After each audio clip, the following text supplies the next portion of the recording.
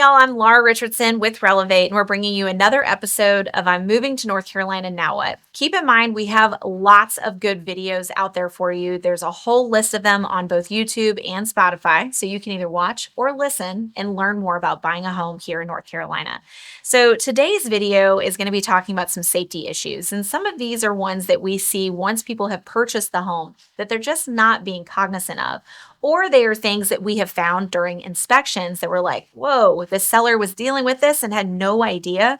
So I'm going to give you my top 5. These are the things that you should consider when you are purchasing a home and either tackle it during the due diligence phase or as soon as you move in. So the first one is dryer vent lint. And no, guys, I am not talking about the little lint trap in the front of your dryer that you constantly clean out that has just a little bit of lint. And honestly, you know when it's getting full, right? So a couple loads in, you remove it.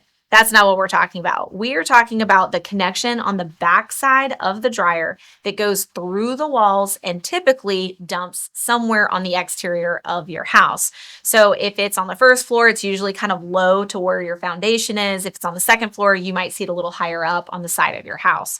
So the dryer lint is going to build up just because that's natural, right? It's going to get in there. Even though it's supposed to get trapped in that little front spot, it often builds up, which is why we recommend every 2 years getting that blown out. Now, you can go the redneck method where you just kind of remove that back little corrugated thing that goes to where the wall is, and you can take a leaf blower and blow it out the back of your house. That's not the proper method, but it does work to at least get some bulk stuff. There's been a few toys on occasion that have popped out of ours that have somehow wound up in that vent. But the best method is to hire an HVAC contractor or a specialist that's what they do for a living, because they have the tools to really make sure that it's cleaned out. So the reason why this is such a big deal is that lint is literally kindling for future fires. If you talk to anybody who works with the fire department in your area, that's probably one of the number one things that they've seen start house fires. And what's really scary is a lot of times those fires can start literally in the walls of the home. Keep in mind, the lint that I'm talking about, campers can take it and use it to start fires out in the woods. Like, that's what they're doing. That's the purpose of that. So you do not want to let this build up. And then one of the big things, and yes, I have actually seen this on a home that we have purchased before, is it should not be ventilating into the crawl space.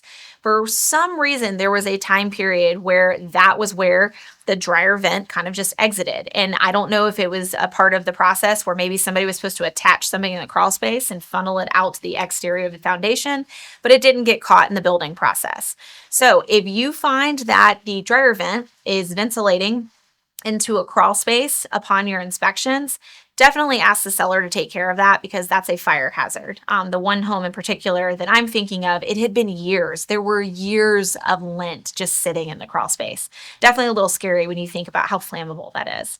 The second one is talking about the crawl spaces. So you really want to make sure that you're keeping your crawl space in the best of conditions. So we have a couple different variations. You can have just a normal crawl space. There's no vapor barrier. You see the raw earth, insulation's falling everywhere. That's like your worst case scenario. In a lot of cases, you'll see a proper vapor barrier, which is like that plastic, the real thick kind of grade plastic, and it should be wrapped up to the sides of your crawl space with your insulation securely and tacked in place.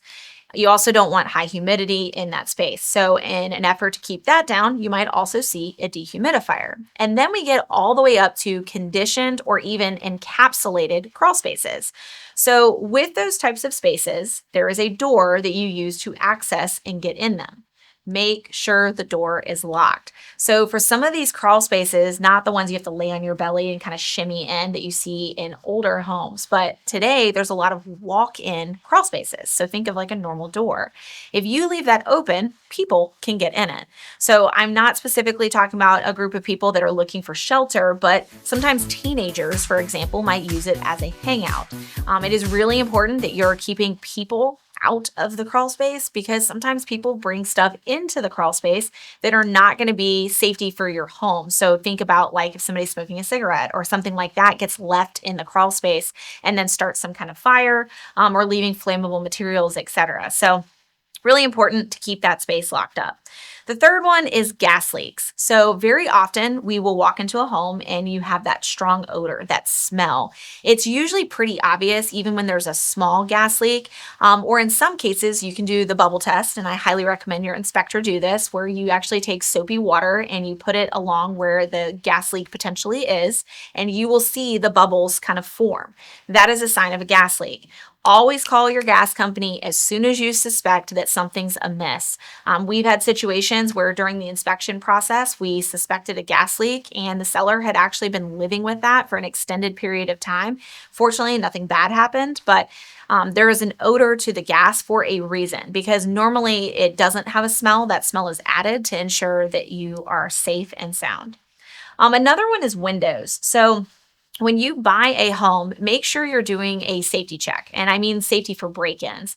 It is really easy for somebody to stand on something like an HVAC unit and have access to a window. Always, twice a year, do a quick little safety check and make sure all the windows in your home, both on the first floor as well as the second or third floor, that they are properly locked from the interior. Very often you see tiny humans, they'll unlock the window, yell something out, shut the window, but maybe not lock it back. So you really want to make sure that you are safe and that all of those are taken care of. And then another big one is old locks. So after you buy a home, you want to make sure you change the locks of the property. I know it sounds silly and you're like, duh, I would consider doing that. But sometimes we are so excited about the new property that we purchase and getting that key, we don't think this should not be the permanent key. I need to change this. Hire a locksmith, change out those locks, because you have no idea who was given a key during the previous homeowner's duration in the home. So these are probably the top 5 things that I see folks forget about or not understand the severity of. So as always, make sure you're using any type of first responders you have connections with. General home inspectors are also a great resource. And of course, your local real estate agent who has all the experience, knowledge, and expertise that you need to make your home safe and sound. I'm Laura Richardson with Relevate, and we'll see you on our next episode.